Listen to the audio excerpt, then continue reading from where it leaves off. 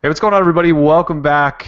Another episode of the Droid Life Show, episode 36 tonight. I'm your host, Kellen. With me, as always, Tim, Ron, and Eric. Everybody say hi real quick. Hey guys, how's it going? Tim here from You Know What? Droid Live.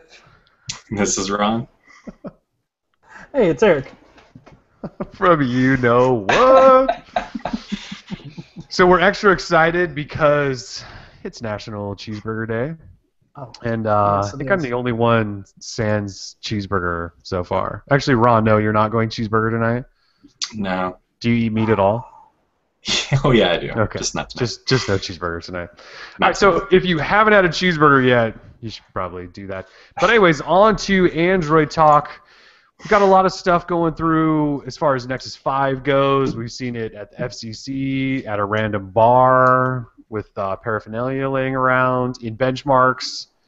Tim and I have done a G2 review. CyanogenMod, big news going on there, going corporate essentially. Verizon's having some issues with the Nexus 7 LTE, which we'll touch on. We talked about upgrading phones and keeping unlimited data earlier in the week. Google Wallet for everyone, sort of. Lots of stuff going on. Oh, BBM finally this weekend. But let's Finally. yeah, finally. So let's start this off though talking about the Nexus 5, just because every time we mention the word Nexus 5, people just go, "Oh my God, Nexus 5! I can't wait!" Even though it's not coming to Verizon more than likely. So we saw it last week. The FCC screw up big time. There was, well, I guess let's just say LG submitted a change to the LG G2 on Verizon in the FCC filing, and instead of posting pictures of the G2, the FCC actually posted pictures of the new Nexus. And we've seen exactly, well, I guess I should say it was an early prototype, so things could change slightly. It'll obviously look a little bit different, probably more polished, because it doesn't look that pretty in these FCC docs. But anyways, we got side looks at it, front looks at it, top, bottom, back, you name it, we've seen exactly what the new Nexus is going to look like. So we got that. And then I believe it was Monday or Tuesday, Tim, you'll have to correct me on this, the phone got found in a bar or something like that. What was the story there? With the phone essentially got found in a bar. Yeah, I guess apparently it got found in a bar. Although I thought it was like a high school party because of the music Yeah, going that on didn't and look all like of a the bar. the language that was taking place in the background. I was like, this is offensive. And yeah, so I thought it was a party, but you know. Yeah, so the story, the original story, I think 9 to 5 Google had it. They said it was at a bar, but you're right, it kind of looked like a party. Anyways, it's another phone, unreleased phone that was found in a bar. People tried to... The funniest thing is there's 2 video clips where the guys are trying to unlock the phone, and that's when they're swearing and cussing and all that stuff, and they obviously don't get into it. But we got to see it again, and one really good picture, I think, with the flash on that shows a really good look at it. But it just kind of looks like the Nexus 4 a little bit with a matte finish on the back. Well, it looks like a small version of the Nexus 7. I mean, it's still got that same yeah. like logo set up. I think that's maybe Yeah. what you meant. But well, yeah, it also looks like a Nexus 4 with a matte so finish. I just say that, yeah, the shape looks kind of like Nexus 4. But Sans you're right, glass and all it that. really does almost look like a Nexus 7 with that matte finish, the sort of vertical Nexus logo and all that. So anyways, it was at a bar. And then we also saw what we believe to be the device in benchmarks at GFX Bench. And it shows Snapdragon 800, which we fully expected. A 1080p display, that's not new. There's references of Key Lime Pie, which was essentially the code name for the new version of Android, which we all know now is KitKat.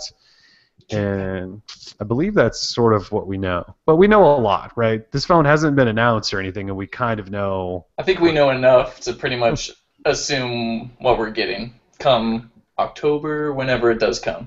Yeah. So, yeah. The only thing we don't really know is the name.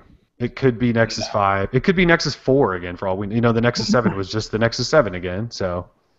And well, technically the Nexus 4 is sold out. So I mean, like, why not just bring it back, but like have it be different? I mean, there's like iPads and stuff, iPad 2s and 3s. Like, they just rename it. It's like the same thing. It's just a name. What's in a name? Yeah. Who cares? Well, and the sources of ours that told us that the code name for it was Hammerhead, they also said that it's almost like a revamped Nexus 4 or the new Nexus 4. So I wouldn't be surprised if the phone was actually called Nexus 4 again, not Nexus 5 that everyone keeps referring to it as. And if you think about it, last year the Nexus 4 had a 4.7-inch screen. They call it the Nexus 4. This one it has like a 4.97 inch screen or something. I guess That's still 4 in my book. Still 4 technically. So we'll see. Anyways, we think we know just about everything there is. We know it's coming with connectivity on Sprint, T-Mo, and AT&T. No Verizon in sight, unfortunately. I don't know. Anyone want to take a guess on price? So when the Nexus 4 was initially introduced last year, it was $299, $349, 8 gig and 16 gig. What do you think they'll do this time around? Same price. Think it so? Ain't changing. No way. They found a winner. They found a winner. They did with the Nexus 7. They stepped up a little bit, right? They went $229 to $69, I think. Yeah. So what? They bumped it up like $20. Yeah, 30. All right, bucks. fine. I'll give them $20, but like no more than that. Come on now. I mean, I think it needs to be a competitor, and I think it's just ridiculous. I mean, that's kind of like what shocks the system of the smartphone buyer. They're like, well, I don't need to get a subsidized phone for $200 on contract. I'll just buy one outright, and that's the way to do it. We've talked about this plenty of times. So. Yeah. Anyone else have a guess price? My guess is $349 for the 16 gig, and then maybe there won't be a 32 gig or something. I don't think they'll go as low as 8 gig again. That's just kind of ridiculous for a phone. I hope so too. I hope you're right. No 8 gigs. I would have said that last year though too. Yeah. Like we talked about when it first came out, the storage is not that expensive anymore. So. Right. Well, and they killed off because there initially was an 8 gig Nexus 7, right? And they killed that thing off pretty quickly because it just made no sense. So hopefully they won't do that again with the phone. So yeah, late October is when we'll probably see it unveiled. I don't think you're going to be able to buy it before November. So no. Yeah. Nexus 5. It's kind of exciting. It is kind of exciting. We like Nexus phones, Nexus devices in general. Of course. Always get the crowds going.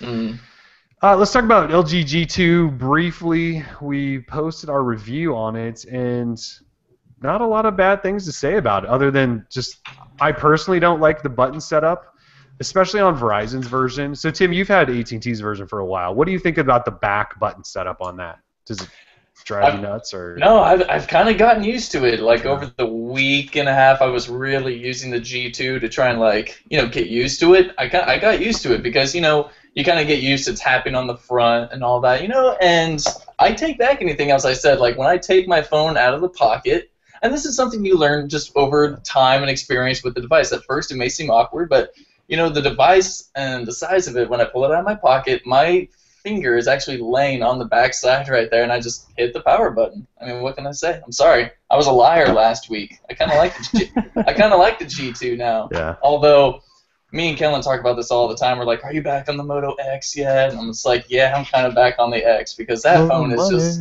that. I'm sorry, but the Moto X is where it's at.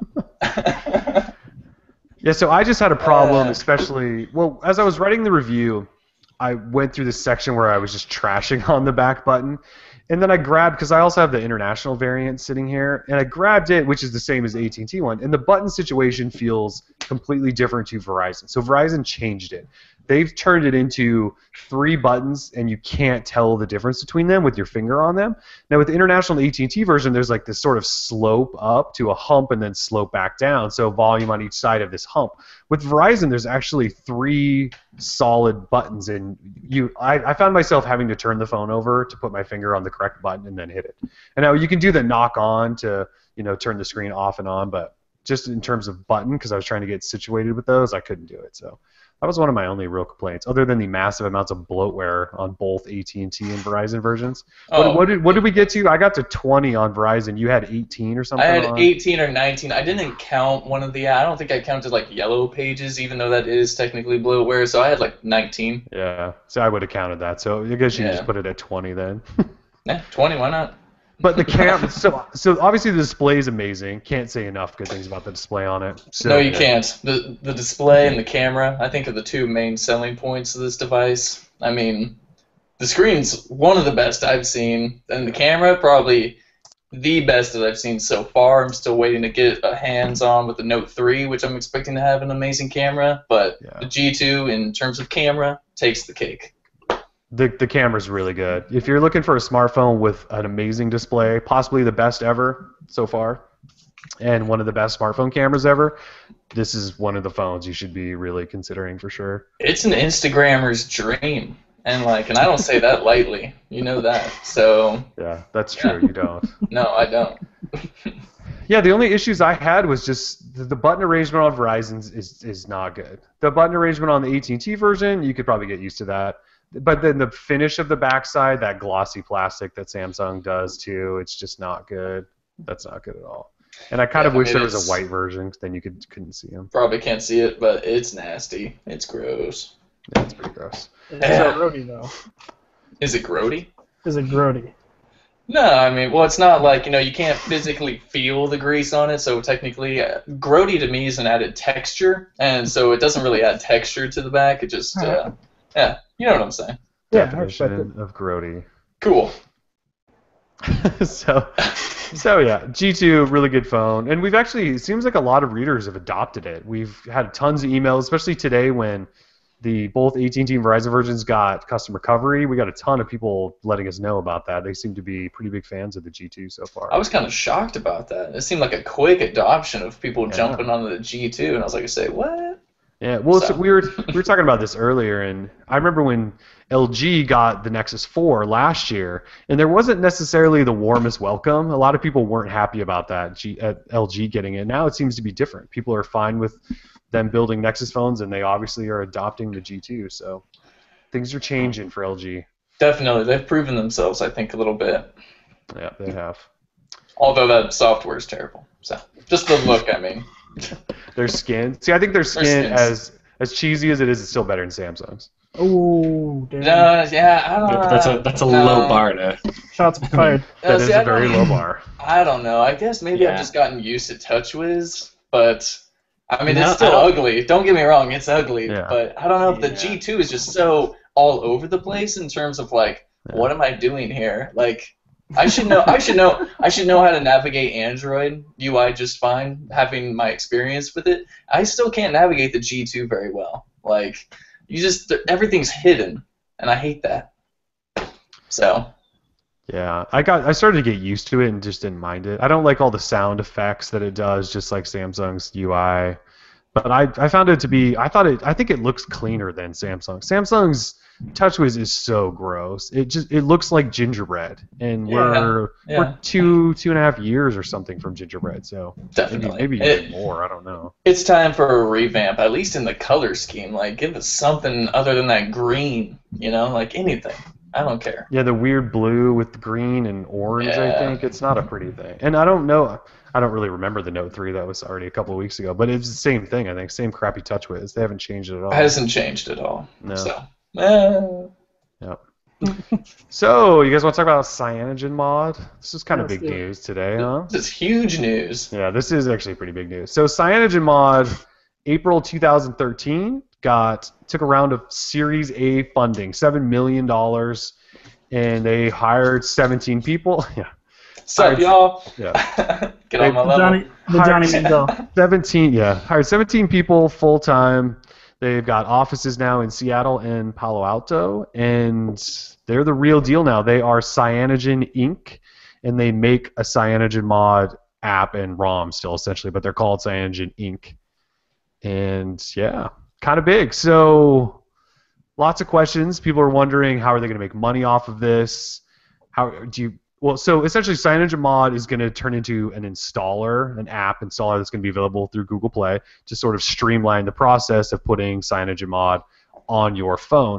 So people are wondering, are they going to charge for it? No, the app's going to be free. How are they going to make money at this point? Like any startup, since you could essentially call them a startup, they're saying we're not worried about that right now. We just want to build our user base and grow, and there's millions of ways we can make money later. They haven't said millions, but they've certainly made it clear that there are ways they can make lots of money later on. But they're not worried about that right now. So that's sort of where we stand. They did an AMA on Reddit today. I've read through some of it. What do you guys think? Let's just go around. I just want to hear initial thoughts when you heard that CM funded. Anybody? Ron, you want to share your thoughts on that? Well, I think...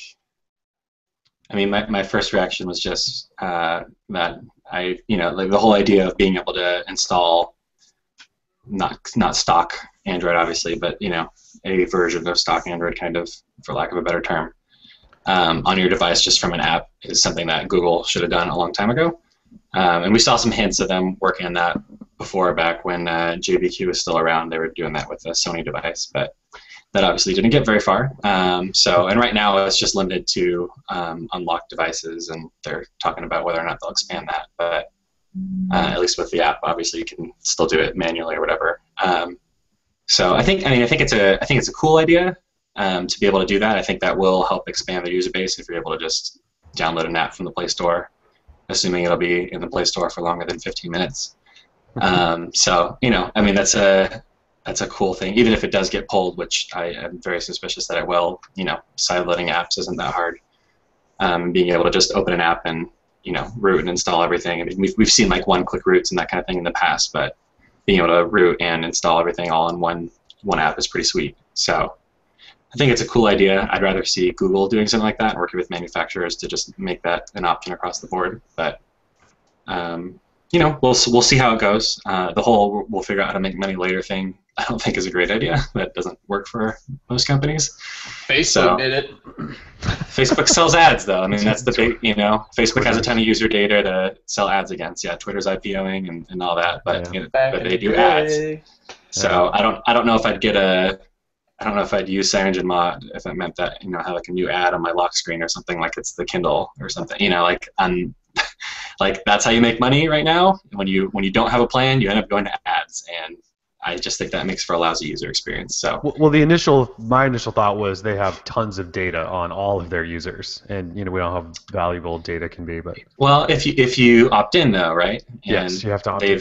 They've said that they estimate that it's only about a third of users, which is still quite a bit. Yeah. It's still quite a bit, but in terms of like being able to make money off of that larger group, you've got to have a lot of opt-in, and then you've got to be selling ads, and that's a different kind of business than making a ROM. And you can, companies can do that, right? Like we've seen, like Amazon isn't about books anymore. Like they're about way other things. When you think Amazon, you don't think online bookseller.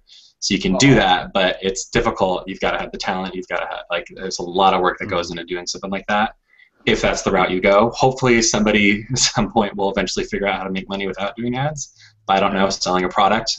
I don't know if anybody's tried that yet, but that seems to work for some companies. So I'd like to see somebody actually do that. I don't honestly, if there is an option to say, hey, you can get on your device, you pay $15, you get this app, and it puts CyanogenMod on there for you, get updates and all that kind of stuff. I don't think people would be opposed to paying for that. And that's a very easy way to make money, and you don't have to say, we'll figure it out later. There's your solution right there. So yeah, and I think somewhere in the AMA that I was reading earlier, they talked about licensing some of the services they create to OEMs or other software partners, things like that. But so it's if you do, that option's dying though, right? Like we're seeing Microsoft fail in the market because they're trying to do that against Android, which is giving it out for free basically. That model is going away. Yeah. We know that that's coming. So that's not a real option. I mean, if they want to be honest with themselves, especially if you're an OEM and you're trying to decide who you're going to make devices with, you're going to go with the free option. That's how people you have to cut costs somewhere. So if you can get something that's just as good or better for free, and certainly more widely adopted and more desirable to users, they're going to go with that. So it's interesting that you bring up an OEM, because they apparently have an OEM partner already, and they're going to announce it next week. So there's some sort of movement there already. We don't know who it is. Before we went on air, we were trying to guess. Sony.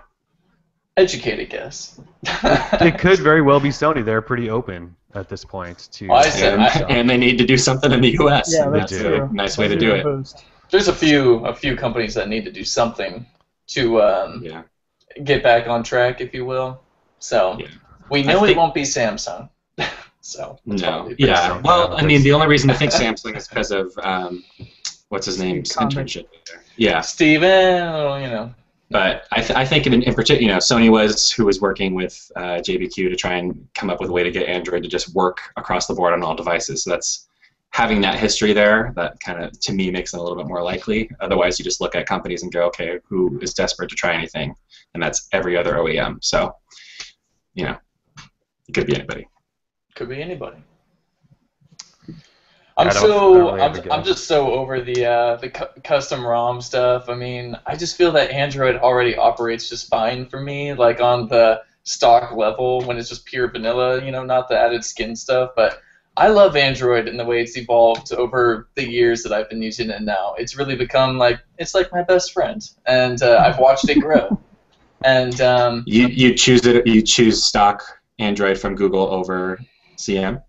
Yeah, probably, because every time that I have to think about a custom ROM these days, I mean, I haven't tried CyanogenMod, the new builds or anything like that, but every time I think about custom ROMs, I think about jank, bugs, all this other stuff that kind of comes with the territory, and I'm totally cool with that. That's fine, because if you want to deal with that stuff and have to make backups, I've made backups 1,000 times. I'm just tired of it. I just want all the backups.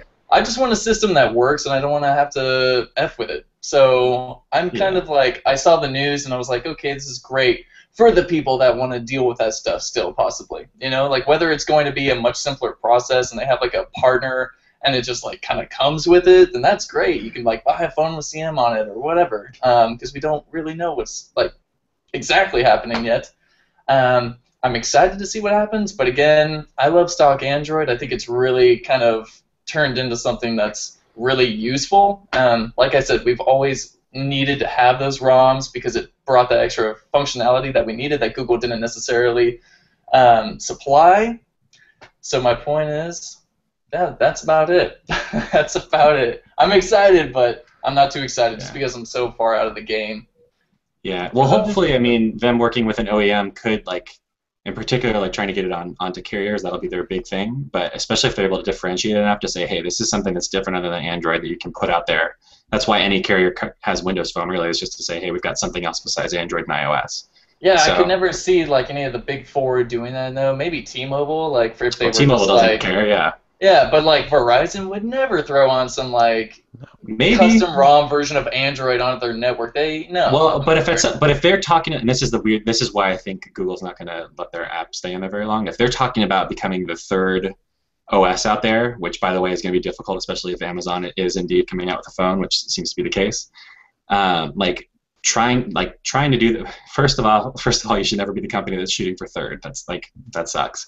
Second of all, that means a lot of differentiation. If you're really gonna go for it and really want to make your product something that's going to be appealing to people, I think you have to really differentiate it in a way that's going to change it into something that's not Android anymore.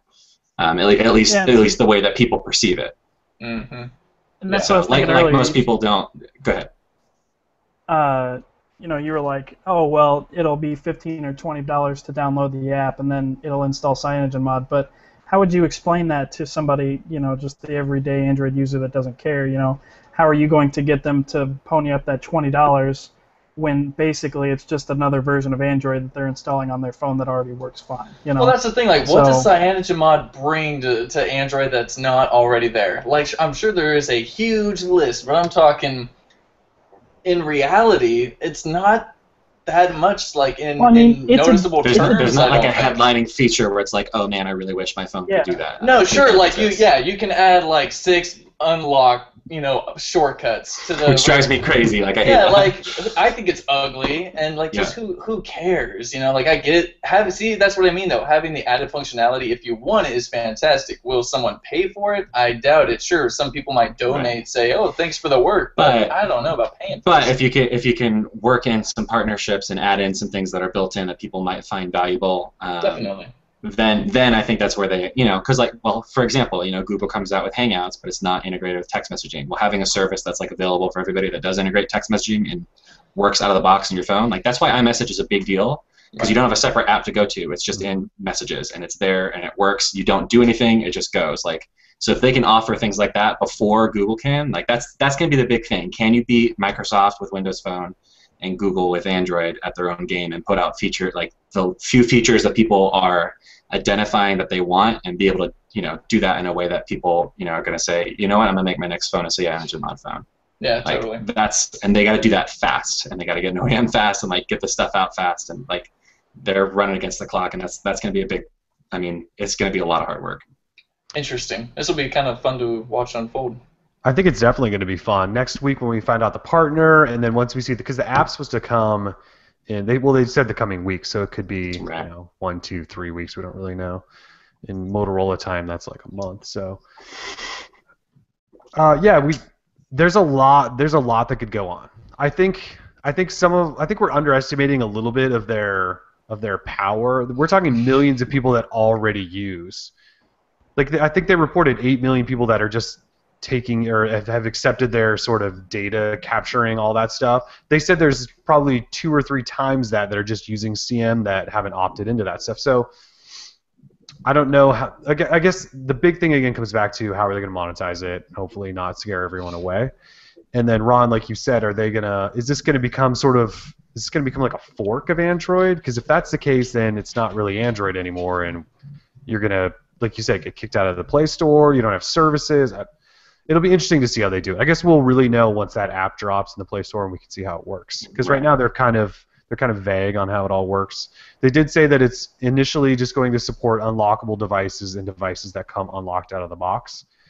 So all Verizon devices aren't going to be able to use this new CM installer and stuff like that. Except the dev editions. Except the dev editions, yep, which no one buys. So. Nope.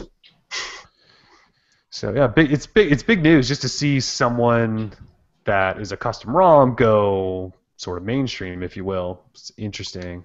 Yeah, and we've kind of seen that in the past, like with MIUI. It's just it hasn't really been stateside. Yeah. Mm-hmm. Interesting. Mm-hmm. Mm-hmm. Fun stuff. Yeah. Oh, yeah. It'll be good to watch over the next couple of weeks to see how it happens. So. And good for those guys. They have been doing it for a long time. So. Yeah, they have. Yeah, no, yeah. Hopefully, I'm not sounding too negative. Like, I'm excited about the prospect of it. It's just that's a big. Just thing a to lot undertake. of logistical things to think about. Yeah, like that's not like a startup thing. That's the thing. Like, you've got to put in a ton of work. Yeah. So I mean, I hope they're successful. I'd love to see more competition.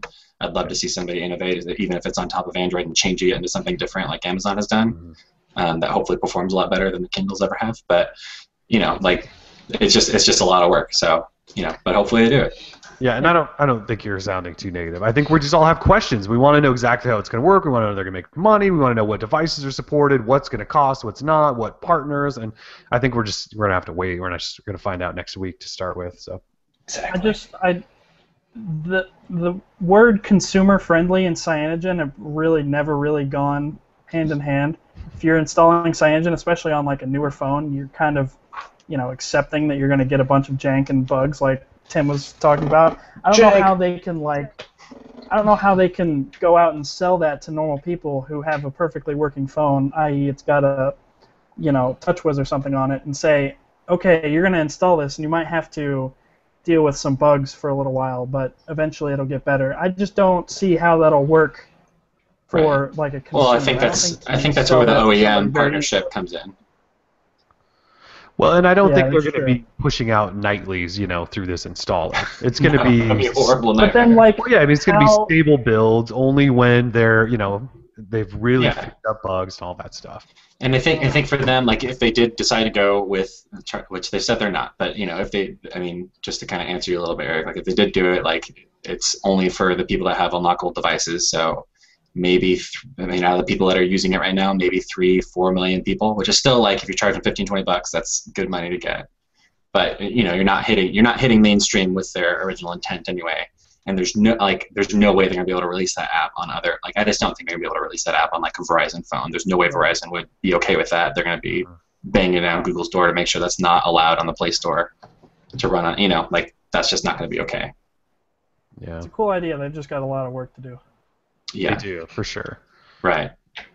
Yeah. Just things like how are they gonna support all those different devices? They only have 17 full-time guys. What about all the sort of fringe guys that on their spare time work on the LG Spectrum 2 or something? I don't know. I'm just thinking a random phone. But and that's how it's worked so far. It's just been guys like that want to make it work and that like doing that kind of stuff, which is great. Like, and that's good for an open source thing. It's different when you become a company, though. Yep. So, over time, in theory, it'll become easier as the Android OEMs continue to slow down, except for Samsung, in putting out devices. Like, that's going to become easier to support, I think. But it's still, like, that's a lot of work to do. Mm-hmm. So. Yep. Yeah, hopefully we learn more soon, because it's cool enough stuff that it's definitely grabbed our attention this morning and all day. So.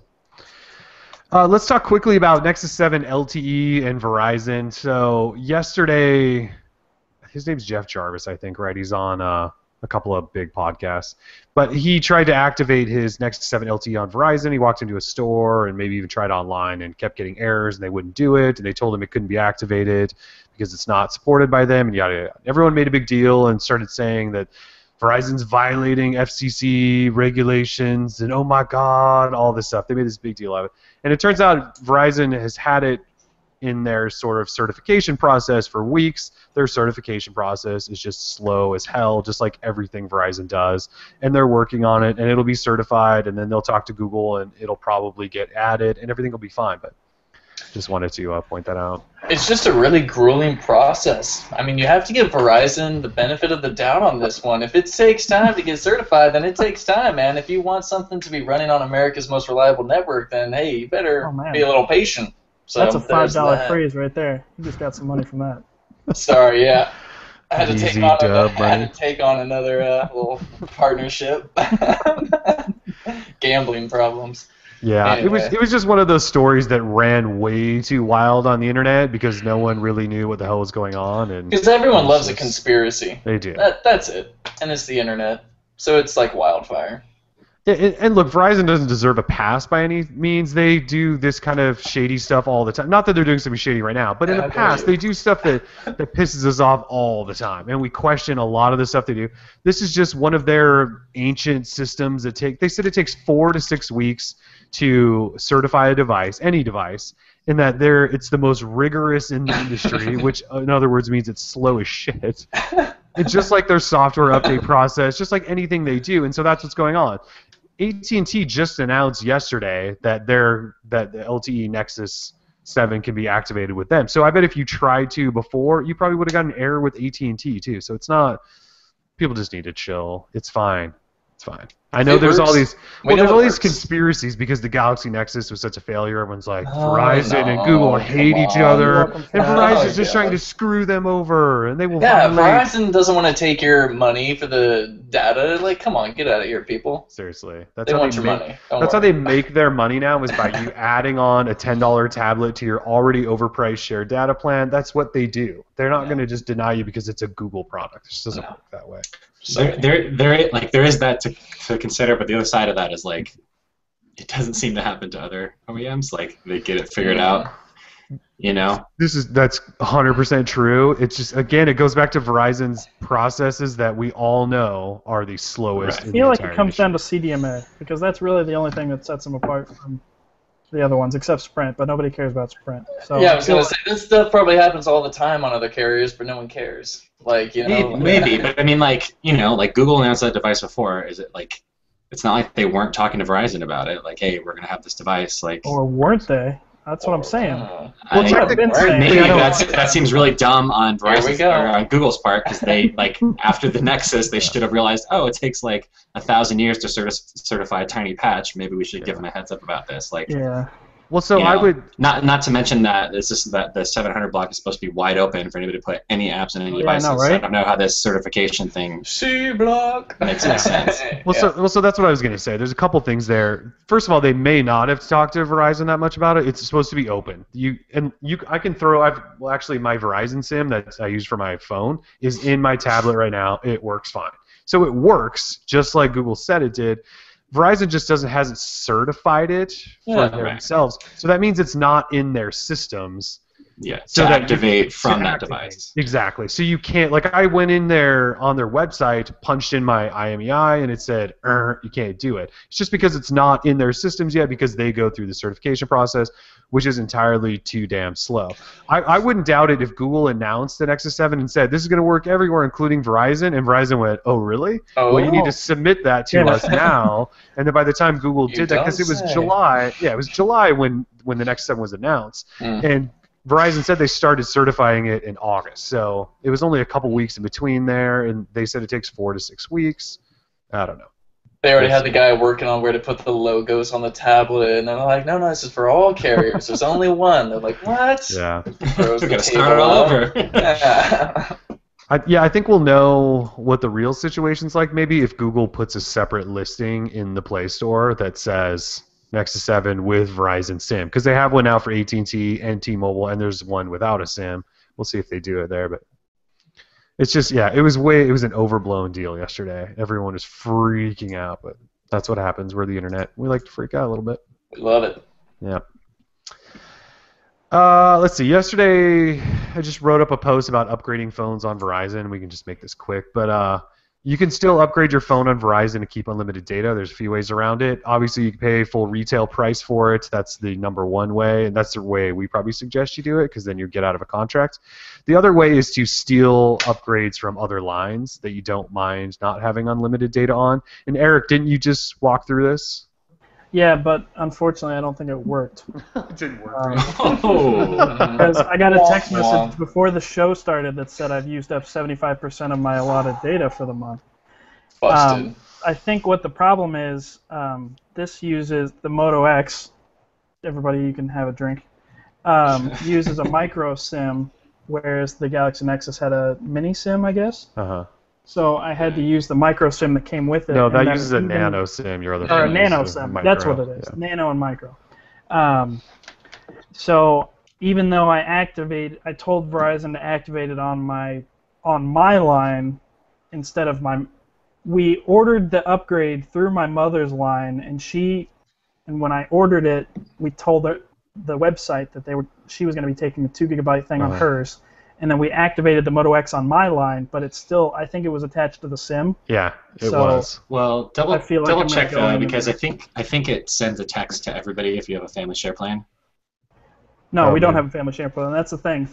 My line is the only one on tiered data. But if she's on, just yours, everybody else has unlimited? Yeah, we tried to put the tiered data on hers, and I would keep her unlimited.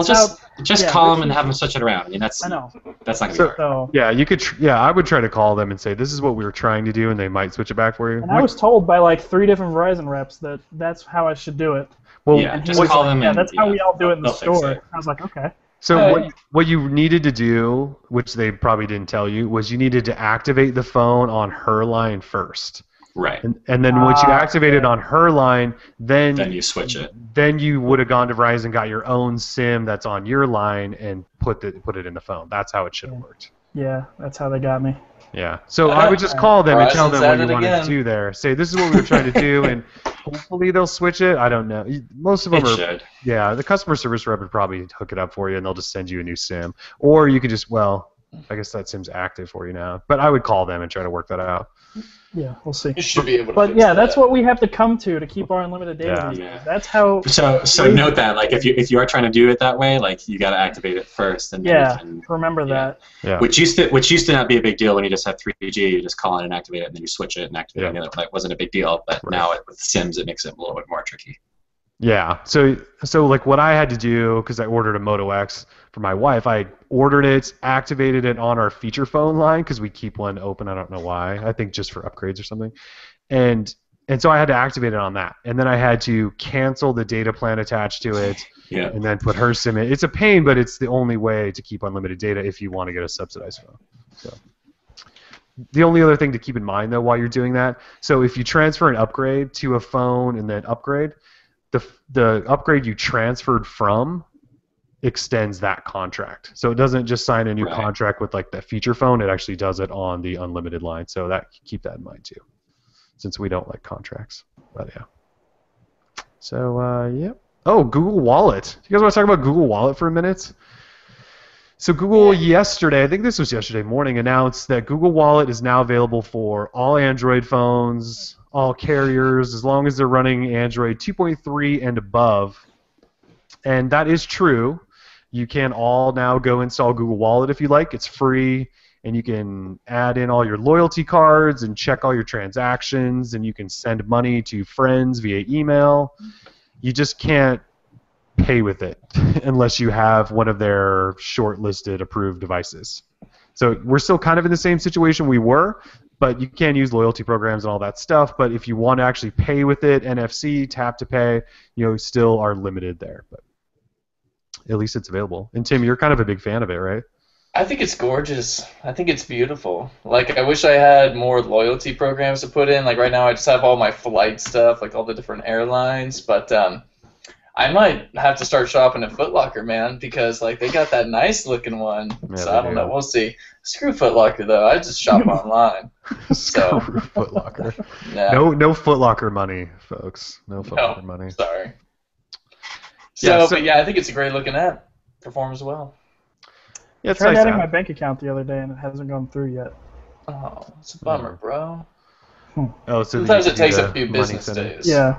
That's I'm what you're wondering- referring to. I'm wondering if they're gonna release this on iOS now. They might as well. Obviously, the tap to pay stuff won't work, but all their other apps are there. Why not have a little compete with Passbook, something like that? I feel like this is evolving more into a passbook type application.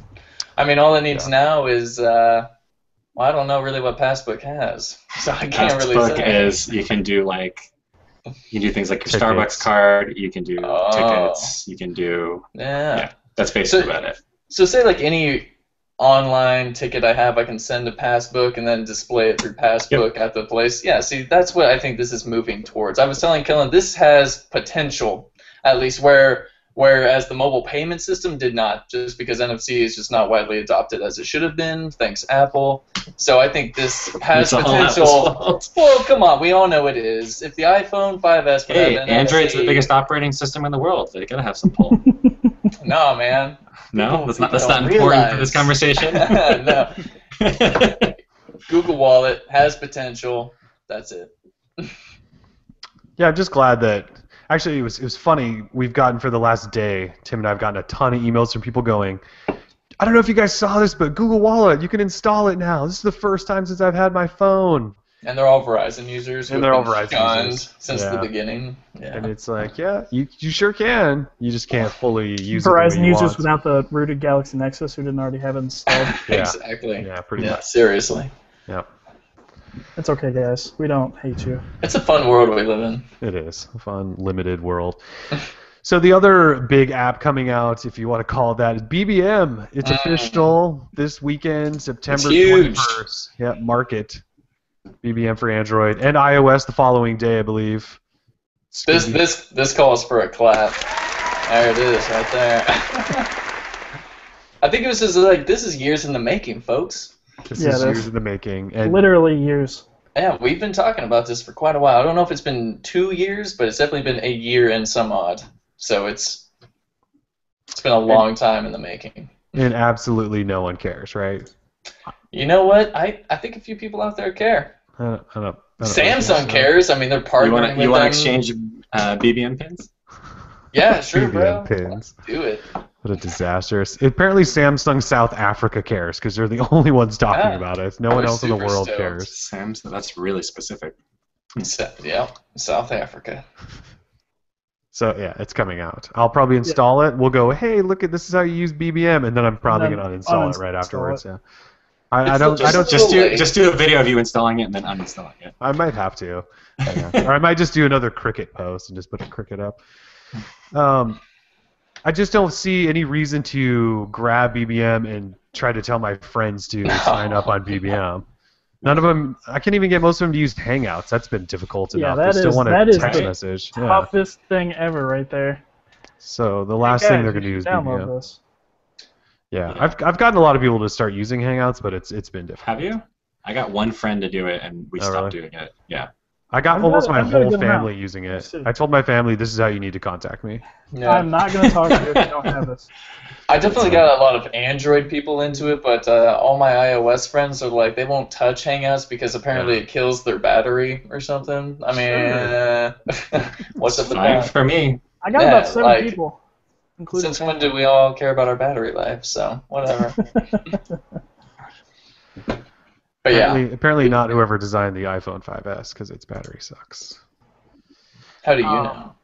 I read a review, a non-tech. He has one. He made it. Good. I do not have one. There's apparently a shortage, according to, I don't know. Oh, of course there's a iPhone shortage. There's always a shortage. I mean, God, never mind. I don't want to get into that right now. Supply and demand. What do you want to do? This is not supply and demand. This is the exact opposite. This is you're creating a demand. You're creating That's the demand. This is fictional. This is a work of fiction. This is ridiculous. Totally real. Just Dang. like selling in the Nexus 4s. Definitely not because there were only 4 made. Oh yeah, bro. Yeah. Yeah, exactly. All right. I love how both of those. I love how both of those companies went back and forth to blaming each other. Oh, it's LG's fault. No, it's Google's fault. Like, that was a disaster. Yeah. That was But let's all be glad that LG is doing another Nexus. This one's going to be better. Yeah, because you can set it down on a table and it'll stay intact. I just want Google to finally get like a launch down, like a launch of a device and have it be not crash or something like that would be great. The Nexus 7 was fine. Apparently, either no one cared or they just. What, the new one? Yeah, the new one. Yeah, it's just no one cared. Because everyone's still using their old one. Yeah, they are. Because they fixed the old one. They were sketchy about it, but then. Yeah. They seriously should have waited to fix it until after the new one. Just kept it really janky, and then once the new one comes out. Just kept it all laggy and gross. Or just lied, like put out an update that was like a minor update, but not 4.3. And so everybody thought they had the update, and like, oh, this is still crap. What the heck? We get a new one. 4.2.9. Yeah. 4.2.9. With just the one jank fixture missing. Yeah. All right, so yeah. So Moto X and Droid Max developer editions available today. We were told a month ago they were going to be available in days, and they're now out 3 or 4 weeks later. So they're $649.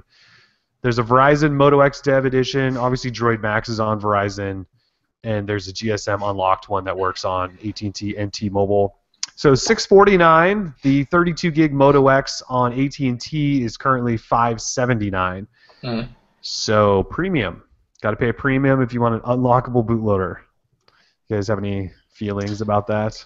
I don't like how when you still buy the developer editions, their logo, the carrier logo, is still on the device. I'm not down with that. Just the Verizon one, yeah. Exactly. Sorry, that's what I meant. The Verizon logo's on it. Yeah. So other than that, it seems like an okay price. I mean, I've been justifying this phone's worth for quite some time now, guys, and I think it's worth every penny. We're talking like an $80 or $70 price hike just to have an unlockable bootloader. If that's what you want to do, then that's what you want to do. You pay the price. Like CyanogenMod, if you want it, you pay the price. So it seems right to me. I mean, come on now. What are you expecting? I don't know. I was expecting $579, the same price it is 32 gig is on AT&T, not $650. I just think that's crap. It's just an unlockable bootloader. Dude, I don't know what you want me to say. On Verizon. You shouldn't have to pay a premium. Well, we don't know. I don't think the price of the GSM one yet because it's out of stock until a couple days. But I'm sure it's going to be the same $650. You could buy a Droid Max with double the battery for the same price. It's also $650. The Droid Max Dev Edition. Yeah. And it just pisses me off. I'm just not down with the dev editions again because I'm just so far out of the loop on the custom ROMs. I feel so out of touch. We should just have a day where all you do is just install different custom ROMs. I've had plenty of days like that, Ron. I mean, no, I'm saying like it's time for you to get back on the horse, man. Get back on the horse. Get some CM. What is it? 10, 11? What are they on now? Yeah, it's still on 10, 10.2. Okay, that's what I got. There used to, like, if you wanted to stay up to date on Android, it was almost a necessity to root and ROM. Yeah. And, like, if you picked up certain phones from in old HTC and Samsung people will tell you this, like, there was no prospect of you ever seeing an update to Android whatsoever. HTC and Samsung, try Motorola. Well, I mean, yeah, they all had their times where it was like, if you want an upgrade, don't get this phone. It used to be a necessity, and now it's not, and it's a good thing that it's not, but you can still do it, So I'm kind of in the same boat as Tim. I used to be rooting and ROMing all day, and I can't list off the amount of different ROMs I had on my Droid 2. Yeah, that phone in particular, man. Oh man, that thing, and each one of them was crap. They were all garbage. What? Wrong. I mean, it was partially the Droid. It was partially the Droid 2's fault for being garbage on top of that. Well, the camera, sure, but I mean, come on, Fusion was amazing. Yeah, I went through Fusion. I'm pretty sure I was there when they put out the first build of it. I was in class, like downloading it in the IRC. That's what I did too in class, and then I had MIUI, and I had to restore while in the car driving down to San Diego. that was fun. I thought I wasn't gonna have a phone. I think it's a good thing that we can keep our phones stock and still have like a decent upgrade schedule now. Like, it's not the fastest, and if you want the fastest, then go root. But it's not like years later. It's getting better. I think everyone's realizing, the carriers and the OEMs are realizing that people do want the newest version of Android available, or any operating system for that matter. So I mean, give it to the people, and in a timely manner, please. Yeah, exactly. Power to the people, and all that. So. Can I just say that it's not $579 for the 32 gig. It's $629. So you're only paying a $20 premium. Oh, so it's totally justified. So wrong. So wrong. Totally. Corrected by MotoX_ says now it's $630, and he's right. And I would hope that that is the Moto X. I mean, it has personified itself, and now it's talking in our IRC chat. It's great. It's alive. Moto X has been alive in there for a while. Every time I join, he goes, "Hi, Kellen. Hi, Kellen." I'm like, "Hey, Moto X," and he's like, "Hey, thanks for saying hi." It's actually your Moto X. It's talking. I thought I think it might be. You have to start by saying, "Okay, Google Now," if you want him to reply to you. I thought that used to be Bionic, but then he evolved into Moto X. I thought that's what happened. Is Bionic still alive? I haven't seen. You Bionic had to use the Thunderstone. I swear, I thought Moto X was Bionic. But it could be Bionic. It might be actually. I'd be happy with that because I don't want Bionic to leave. I know Moto X. I kind of like the idea Bionic. name every time. Yeah, he just keeps morphing into new devices. Physically. Yeah. Physically, yeah. And spiritually. All right, so let's move out of there. Tim, did you pick a couple of Q&A questions for us to answer? Yeah. This week we got our semi-monthly DL question and answer session, and I pulled 2 out. On Friday, we're definitely going to go through and take like 10, a good chunk of them, and put them up on the site. But we picked 2 today that the team is going to answer, and we'll go Kellen, Eric, Ron, and then myself. The first question is, what non-Android tech are you looking forward to? Oof. I know it's a good one, right? I know you guys put us. That is a good one. It's kind of an easy question though. Non-Android tech am I looking forward to? Well, it always comes back to being Android related. Because I just got an email from Doorbot. I don't know did we talk about Doorbot on the site? So Doorbot's they partnered with Locatron, which is, they were a couple of they weren't Kickstarter, they were through one of those like third-party Kickstarter kind of sites. And Doorbot is it replaces your doorbell, but it has a camera on it. So when somebody comes and rings your doorbell, it like fires up a camera and it notifies you on your phone. You can talk to them from wherever. You can unlock your door and all that stuff. And I just got an email from them actually while we're on the show. And that's one of those things I've been waiting for. And it seems like it's been forever since I backed that. But I just like that in-home stuff is becoming connected home stuff. That's one of those things. I'll think about it though. I'll try to come up with something non-Android related. See what it is. I think that's not like. I think what they mean is like phones and tablets and that kind of thing. That's non-Android related enough. Yeah. You're going to use your Android phone, but it's not like an Android is running on it. Yeah. So I'd say that's one of the things on my list. I'm waiting and I like it. Eric, what do you got for me? I'd probably say the Xbox One, but since that's kind of boring, the Oculus Rift is actually pretty interesting to me. At first when I heard about it, I was like, well, this is just going to be stupid, but I've seen a couple tech demos on YouTube, and man, it looks really fun. Like, I don't know if I would want to play all my games like that, but I feel like it would be really fun to put that on and play a few games every now and then. Like one the other day I saw you play, so you put the things on and it's first-person mode, and then you have like this long nose, and you're a dragon, and you fly around, and you get this first-person view of flying around and lighting this castle on fire and like dive bombing and eating these archers that are trying to shoot you. I was like, all right, that's pretty cool. What a nerd. I know, right? That's one of those things I want to put on my head though, and just see what it looks like. Because everyone that has been able to, and it seems like it's not very many people that has put that thing on, they just go, "Oh my God, this is awesome." It's like the Moto X. Yeah.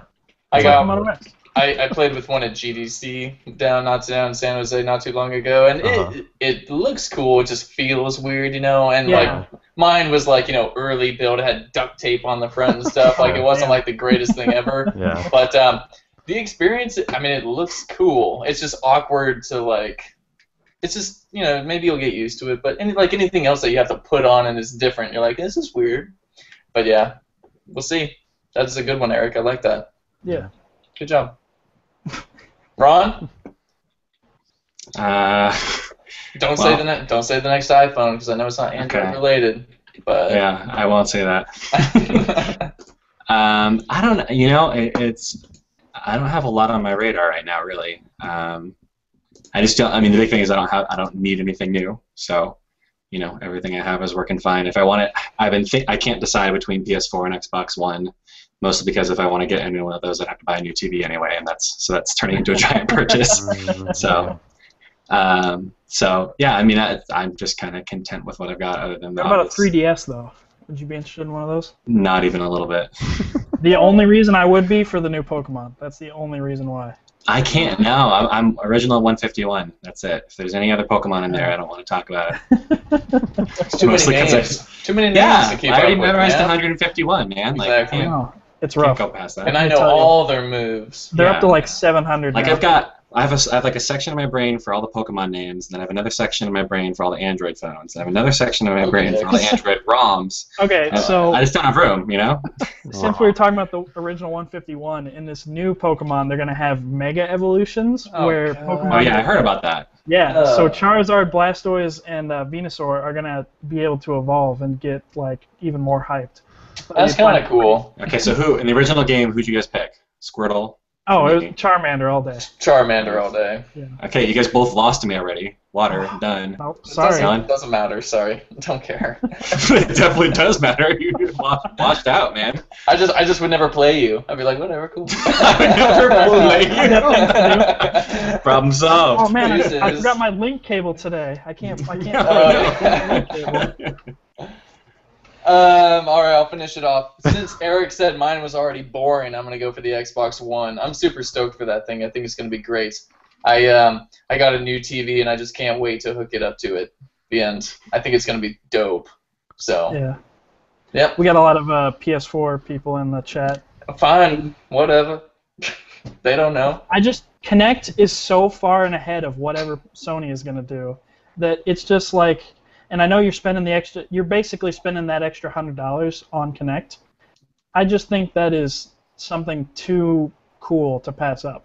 But Eric, it's going to spy on you all the time. Yeah, I can't stand those people that are like, it's taking pictures of me. Whatever. Oh my god. That's kind of hot. Isn't that like some voyeur stuff or something going on? Anyways, think about it. Microsoft has tons of pictures of you completely nude playing Grand Theft Auto 5. Sitting on the couch nude playing GTA 5. Yeah. Or Call of Duty yelling at little kids and like Yeah, just that too. telling them all the terrible things I'm going to do to them. Yep. Yeah, it's great. Wow, that was I'm going to kill you! All right, I'm going to move on to the next question. Good. Kellen, we're starting with you again. Do you ever think it's weird how obsessed we all are with something like cell phones? It's a good question. I don't think it's weird because this is just what I do for a living, so I can like justify it as being a job. But no, guys, I get paid to talk about it. But yeah, it's kind of actually it's I think it's become so weird that it drives me nuts that close friends and stuff like that don't adopt technology like I do. So when I talk about Hangouts and how difficult it's been, like, things like that drive me nuts. But that probably shows how weird it is and how obsessed I am with just cell phones and technology and stuff. So yeah, it probably is kind of weird. But I also, at the same time, when people see a new phone or something like that, they always think that's really sweet. And you can see people getting excited about technology more and more, I think. But yeah, we're definitely obsessed, and it is probably kind of weird. This is what we do all day, is sit here talking about smartphones. So. I don't know. I feel like you said it's how you make your living. I make some money off of writing. I feel like we have to be. You know, if we didn't know everything we needed to know, then why would we be here? You know, I feel like if you guys sat around and listened to a bunch of sports people talk all day, you know, everybody that works at ESPN, that's all they're going to talk about. It's just. I guess it's more accepted because sports isn't like nerdy or whatever it is. Or maybe just because it's been around for a lot longer than smartphones. That's true. Yeah. So I don't see it as a problem. I mean, when I worked for GameStop, I kind of fell into that, like this level of obsession with games because I had to know. Like if I was behind the counter and somebody needed to know the difference between an Xbox game and a PlayStation game, I had to be able to know that. So I don't know. I don't see it as a problem. And if people see it as a problem that I have, then whatever. It's not a good problem. Haters gonna hate. That's They're all not my saying. real friends. You could be obsessed over a lot of worse things, yeah. Yeah, that's true. There's a lot worse things that we could be obsessed about. And that's the standard. Yeah. Yeah. Ron, do you think it's weird how obsessed we all are? I don't know. Yeah, it is. I mean, it is weird. Let's be honest. It's weird. What? It's not normal. It's not normal. That's what weird Not means. normal. Okay, cool. You know. So I mean, there are definitely times when I'll my friends, they'll all just joke with me about it because none of my friends are like super phone nerds. At least none of my like super close friends. So I mean, you know, it's something that I've always been interested in and something that I've nerded out on or whatever. I do feel bad when like I'll look across the room and like I can identify like all the phones. Yep. Like I don't think that's good. Like, that's not a good use of brain space. It's not healthy. And so it's like I'll make a joke to like my wife or something, be like, hey, is it weird that I can like tell you everything about every one of those phones across the room? Is that weird and we've useless? all had that moment. You like this? Do you like it when I talk about this? Yeah. When's our anniversary? Okay. So yeah. I mean, from that perspective, it's certainly weird. I think everybody gets nerdy or geeky about something. It's not always technology. So and like it's becoming more mainstream to for that to happen. Like today, obviously Twitter is blowing up with everybody's talking about when am I getting the iOS 7 update constantly, and somebody just tweeted when should I get the iOS 7. So, I enjoy when that kind of thing happens. So so it's but at the same time like there's like that balance, right, where it's like you don't want to get so into it to where like you're kind of ostracized from your friends because you're that nerdy. Right. So like so it's like there's that weird balance where it's like you can kind of to some degree you can have like your friends that are like into that and you can talk about it and things like that, but like I really don't talk about it in public. Like that's like I'm not there. Like that's like if that's what you're into, that's cool. Like hang out with your friends talking about Android and like that's fine. That's what you're like that's your thing. But like for me, it's more of like a hobby. That's what it's always been, and I like to keep it that way. Keep it over there. Yep, nice. I think the only weird aspect for me personally is that I was never really obsessed with technology in general when I was younger. I mean, this is sort of like a new thing for me. I was just always into like sports and girls, and then literally. Yeah, and then so once I stopped doing sports so much, I had time to like kind of just sit back and hang out on the computer. And I was like, oh man, phones are cool. So I got into phones, and then all of a sudden Android just became this complete obsession. And it was way more than a hobby. Like I would have liked to be nice to myself. I would say this is just a hobby, but no, I was completely obsessed. So I think it was just weird how quickly it happened. But yeah, other than that, I think that's the only people who don't, who meet me and definitely think I'm weird for being so into phones. But more power to me, right? I'm unique. I don't think that's how that works. I don't think you could have told a more stereotypical story for your little background there. I used to be into sports and girls, and then I started getting on the computer. But now I hate both. But no, he only said I stopped doing sports, not doing girls. No. Do you do sports? Is that what you do? Well, now I'm into women, so there's a big difference between. Okay, all right, that's an acceptable comeback. All right, That's we're gonna be going into the absent games now. I'm never gonna finish off the Q&A session ever again. So absent games. I just wanted to point out that I posted up another one of those icons in UCCW skin sort of post today. So if you haven't checked that out, it's got highlighted 4 different UCCW skins and at least 3 or 4 icon packs and a bunch of wallpapers and stuff. There's a bunch of good stuff out there. And if you see new stuff, new clocks, new widgets, new fonts, new icons, new wallpapers. If you see anything in Comic Sans, be sure to submit that. But no, if you see new icon packs or any of that stuff, send that to us. I'd be into an all Comic Sans theme. Yeah. I want one. Please send one. We'll feature it. Please send us all the Comic Sans based themes. All this Comic Sans stuff you can find. But I did want to highlight. Yeah, I did want to highlight one app though. It's called Today, and it's a calendar widget.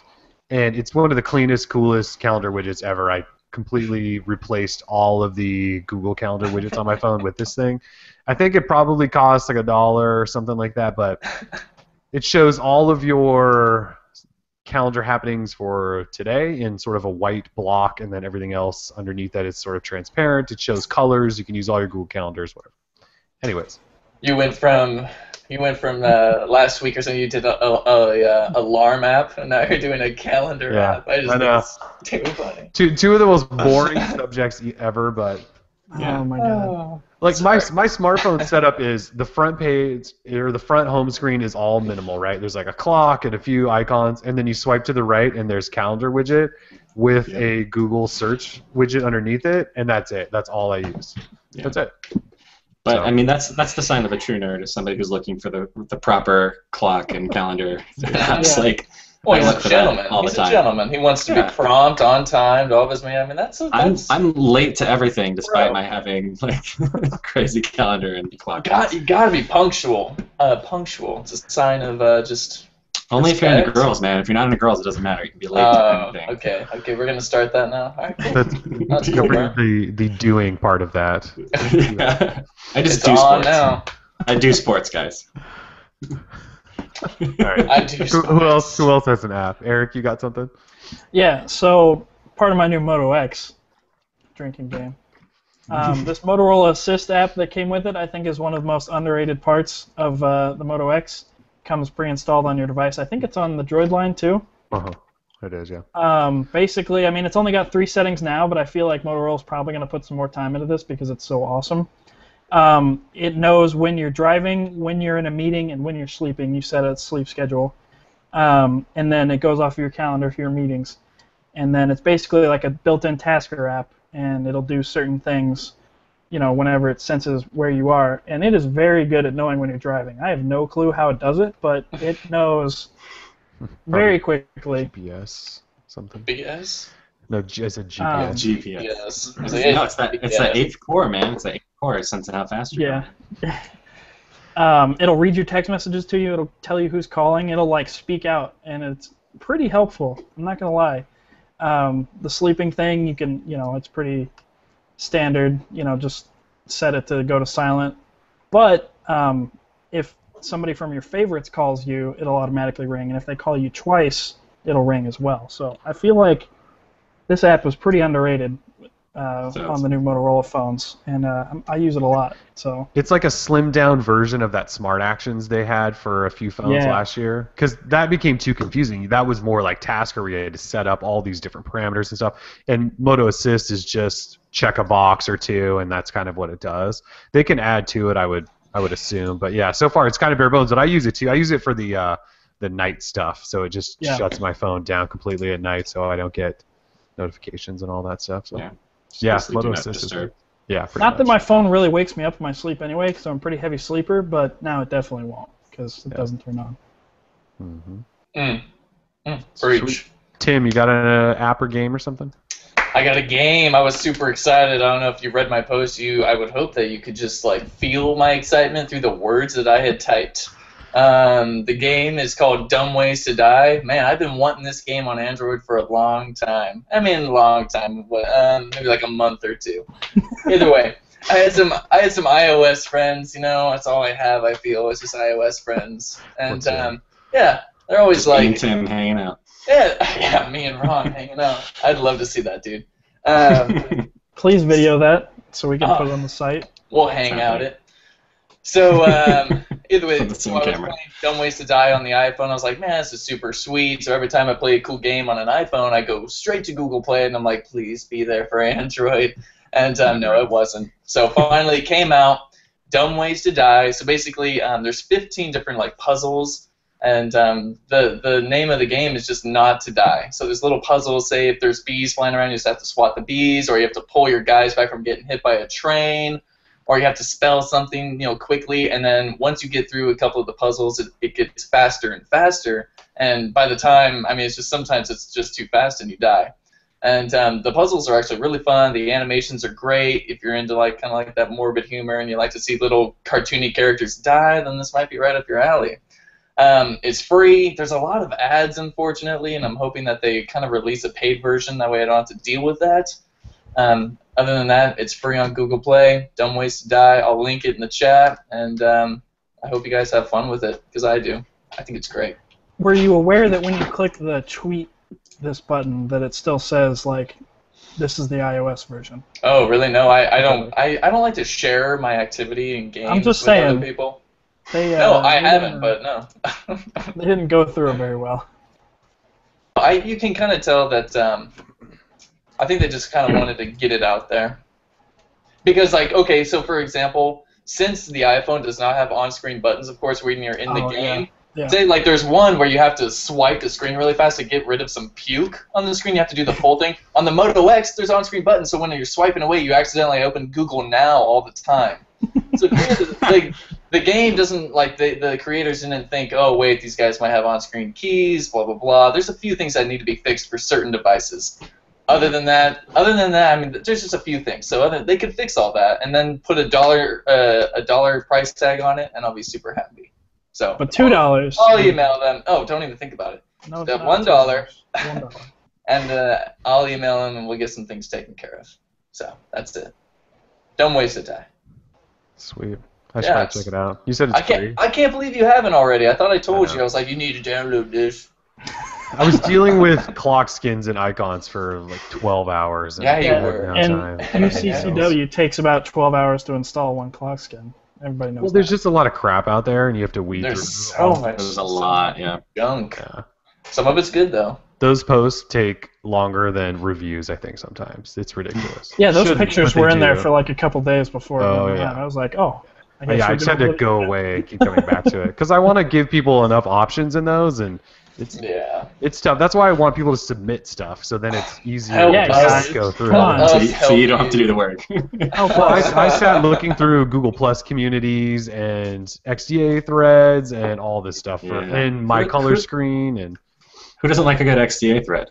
Yeah, really. I mean, you're not living until you've gone through 11 pages of an XDA thread to try and figure out how to install something.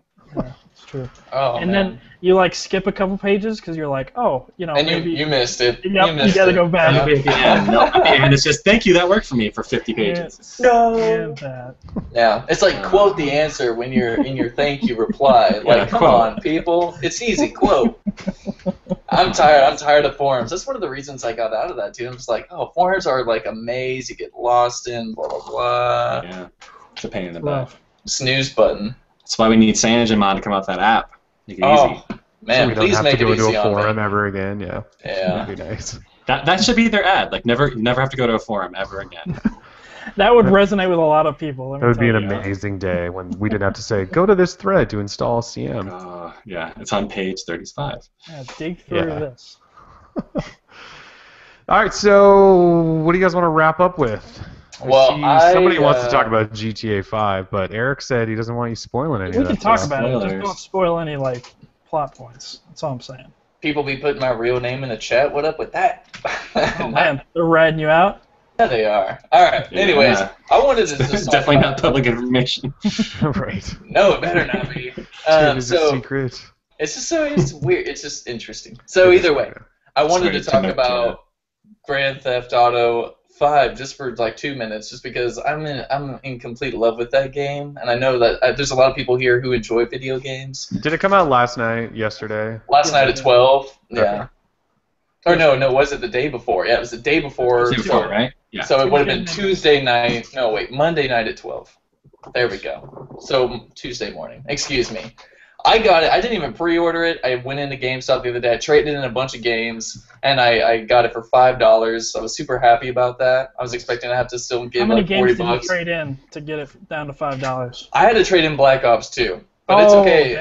It's okay. I hate that game. Yeah, Black Ops 2 is terrible. So yeah, so I just got rid of that. They only gave me $15 for it, and it was like the special edition tin one, and I was like, "This is a ripoff." Well, yeah, you don't get extra money for. You don't get premium dollar on your returns there or whatever, but that's fine. We'll talk about that after the show. I tried giving them Red Faction 2 for the PlayStation 2, and they wouldn't take it. And I was like, what is this? They refused it. Yeah, there gets to a point where if you scan it into the system, they're like, it'll take us more money to sell this than we will make. Exactly. And then she was like, I could discard this for you, and I was like, you mean throw it away? No, and I was like, I'll just use it as a coaster or something like that. I've done that before. I love that game. Anyways, sentimental value. And so Grand Theft Auto 5, Kellen, I know that I told you, I was like, Grand Theft Auto looks great, and you were like, meh, like you're not a big Grand Theft Auto guy. I never played any of them, no. Really? Ever? Wait, really? Not even the old ones? Like for 10 minutes, they didn't do anything for me. Oh wow! I played first-person shooters a lot, and I played sports games a lot, and that was kind of what I did. Yeah. But this is back like PlayStation 1 days, man. Like first-person shooters weren't legit. No, I didn't. I really didn't. That's all right. I respect it. No, I'm just surprised.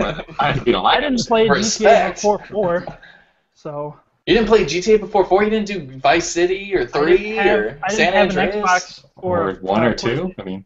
1 or 2 don't count because I don't like that whole overworld thing. I played GTA 2, I think, on the Game Boy. But I don't count that. I mean, it is the original, but it's not like it's not the same. Yeah. That's crazy, man. Yeah. So anyway, back to 5. Back to 5. The game is amazing. If you played San Andreas, I mean, the map in 5 is just ridiculous. They say it's like 3 of the GTAs combined is one GTA 5. It's ridiculously huge, and there's so much to do. The world is alive. All the reviews I've read so far are like spot on. Like it's very good. The game is beautiful, and I just love playing it. Like you get so immersed into the story and just all that. I think it's great. This is the best Grand Theft Auto I've ever played, so I'm really excited about it. So it's made $880 million already. Is that it? Profit. I thought for sure it'd be like 24 hours. That's pretty good to make it 24 hours. Yeah, it seems legit. I thought I read something today that said it was the most expensive game ever made. Yeah, it's the most. It costs more than most Hollywood movies to make. And they've already made their money back, and it's on its way to being like the #1 entertainment release ever. The game has a better story than most Hollywood movies anyways. So like these little computer characters have way more feeling and emotion than some of these top paid actors portray or give out, so it's cool. Way more, so I think it's really, if you're into that stuff, then, and if you haven't picked it up already, then you should do so. Kellen, I think this game could get you into the series. Tim, how much hood stuff are we going to get into when the online goes live in October? Hood stuff? Well, hood stuff? What do you mean hood stuff? Just run around being hood rats. You mean hood stuff? Yeah. Come on, man. We're going to the hood.